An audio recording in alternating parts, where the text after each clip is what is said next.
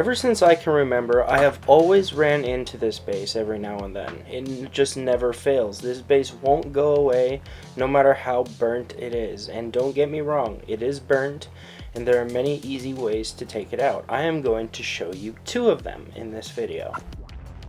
So here we are, there's your Tailor, okay, and the first thing you want to keep in mind is where is the CC. Also, if you can get a sweeper, an air defense, and the Archer Queen at the same time, then go ahead and do it, okay? But in this case, as you can see, I had to choose between getting her and an air defense and getting an air defense and a sweeper, and I chose to take out this air defense and this sweeper. Why do I take out this one? Because the CC is over here, and all I have to do is get 1 loon close to that, and then I'll be able to lure the CC. So let's get right into this replay here, and I'll pause at the beginning just so you can see the particular army I'm using, okay? So you see that I have 2 level 6 lightning spells and 1 maxed level 9 lightning spell in my clan castle. These are the amount of lightning spells I recommend using either if you're not going to zap the queen, or if the queen you're going to zap is level 25 or lower. Now keep in mind, this is a Town Hall 10 maxed air defense. Now it does not work. So you would need the extra level 6 lightning spell. You're going to see, I probably would have rather had the poison spell at the end for the queen, because the queen's going to be a little bit of trouble because I do not do the queen pop correctly. But let's just go ahead. So first thing I'm going to do is zap those 2. And they are within range of a zap. And I'm going to go ahead and lure the CC. I'll speed this part up. It's an Electro Dragon. Nice, easy CC kill. I'll slow it down just so you can see. And the key to killing the E-Dragon, obviously, is they do not do splash damage. They do chain damage. So you see all these archers in one spot. It did not kill all of them. And then look, so this Archer Queen goes down in 1 hit by the Electro Dragon, but it doesn't matter because she goes to ability. She automatically goes to ability, okay? The heroes cannot be killed in 1 hit. They will go to ability, okay? And here, I turn the Wizard Tower away from this, and then I'm going to drop a haste to get down that Wizard Tower as soon as possible, because that Wizard Tower is a threat. My second hound comes in. Remember, you always drop 2 Lava Hounds on your first air defense. And then you see right before that one goes down, I'm going to drop the max Lava Hound. 2 of your Lava Hounds on the first one, maxed 1 on the second one, and then those should be able to survive and go to the third one, which is what's going to happen here. And here the plan was I have 2 hounds on low health, which is perfect, and I put the rage right there, which is a little off. I should have put it closer to the queen. And the lava pups unfortunately go to these skeletons instead of the queen, which is why this didn't work. But I stay calm. I still have 2 balloons, and I'm going to use my baby level 10 king. Keep in mind my heroes are very low level over there to clean up, and I'm cleaning up all this outside stuff. This last skeleton goes over to the minions. Those skeletons can be a nuisance on these attacks unless you kill the queen. So I still have a couple loons in the camp, and I dropped them to join that group so that a big group goes towards the queen who is on low health so that they can finish her off. And I'll admit that this is a little bit sketch, but I'm at the end here, and I'm just trying to make sure there is at least 1 big group of loons so that they can survive enough to kill the queen, which is what ends up happening here.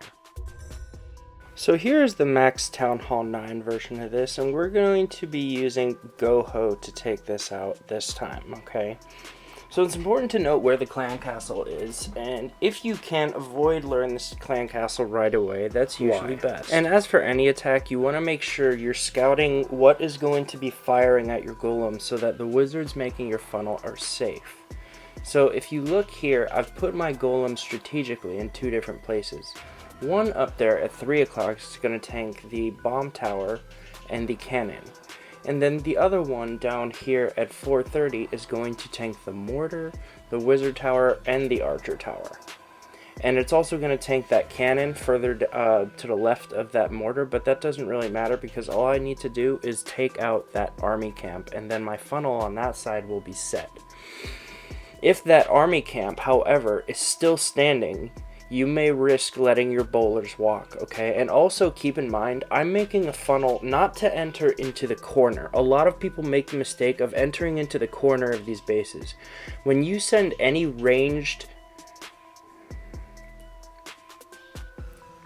troops that hit buildings at a range, like bowlers, witches, and the archer queen, you want to send them in on a flat side. And I'm going to hit play here so that I can best show you.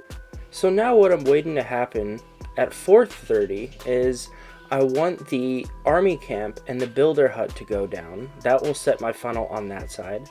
And then at 3, I want those elixir collectors and that builder hut to go down. Once I have that down and I have the wall open, I will be able to send my troops assured that they will go inside.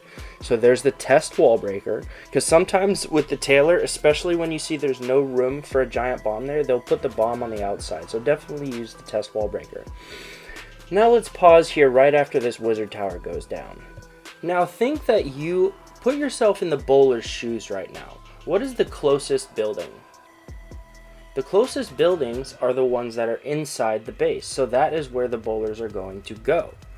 Okay, so you got to remember to map this out when you're planning your funnel for your bowlers. Make sure the next building for them is where you want them to go, and you'll see all 5 of the bowlers and the archer queen go inside where I want them.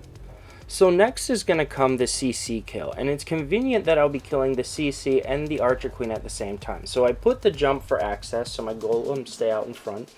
I use the high level poison on the CC troops, and I use the rage to help my wizards and my archer queen kill the CC troops much more easily.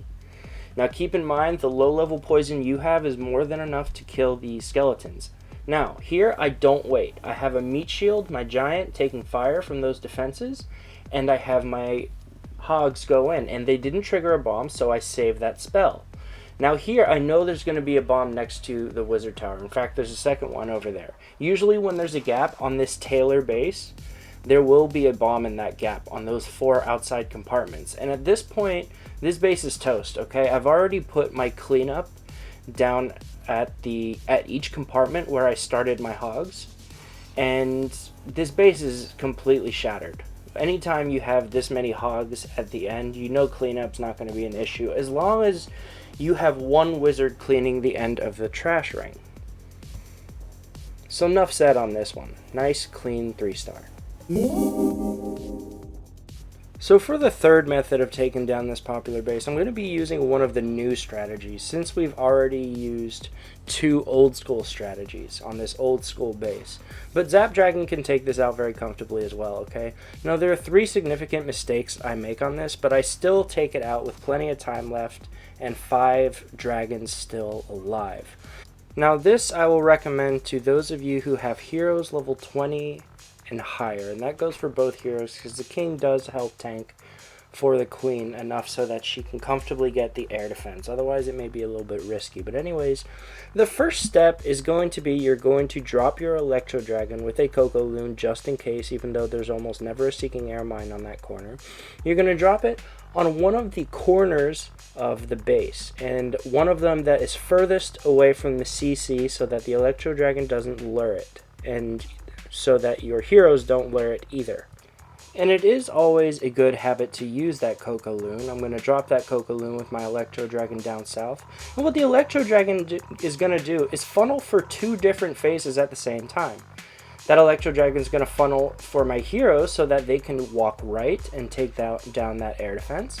And they're also going to funnel for my dragons, which end up coming on the left. Now you can see the air defense is firing at my Electro Dragon. The first big mistake here is that I'm not using the freeze. It takes me way too long, and as a result, I get 1 less chain than I should have gotten, okay? In fact, I probably wouldn't have gotten that air defense, but it doesn't matter because, as you can see, I've already zapped out the far side air defense, and now you're seeing me zap out the 3rd air defense. So now I just have to charge the last one. Now peep where I put my first dragons here. This is a problem, okay? One thing you want to do with the first couple dragons is finish the funnel, okay? And I'm leaving that 1 gold mine and the army camp there next to the mortar, next to the air defense that has just been zapped out. And that's going to create a pathing problem later. So what I should have done was drop one dragon on the army camp on the southwest side so that it goes onto the gold mine, and then start dropping my other dragons the way I'm doing here. Okay, and my dragon deployment's really off here because those 5 dragons, the way I dropped them, really stupid. Okay, because they're not going to join the other dragons. What I should have done is just drop them on that army camp, and then they would have stayed together. And then the third mistake you're going to see me make is I'm going to have a very, very poor rage deployment. Boom, there it is. 2 dragons take advantage of it for about a split second, and then those 2 loons take advantage of it, which helps take out the Tesla, but that's it. And you have a high-level dragon in the CC that did too much damage to my dragon, so even though I made that funneling mistake, even though my dragon deployment wasn't perfect, and even though I didn't use my freeze spell soon enough, I still took this out very cleanly, okay? Once you get your dragons into the base, you clear out those 4 Teslas in the expos, you only usually have 2 archer towers on the other end, which is pretty easy to take care of. Nice and comfortable, even though it was terrible and rushed. That's my excuse. So for those of you who didn't know how to take down this very, very common base, I hope this made it clear on how to do it. If you did try what I said and you failed, then you should probably go back and look at the fundamentals of those strategies. So like always, if this was helpful, leave a like. If you want to see more guides like this, more vault videos like this, then hit the subscribe and the bell icon so that you can stay updated on my videos as they come out.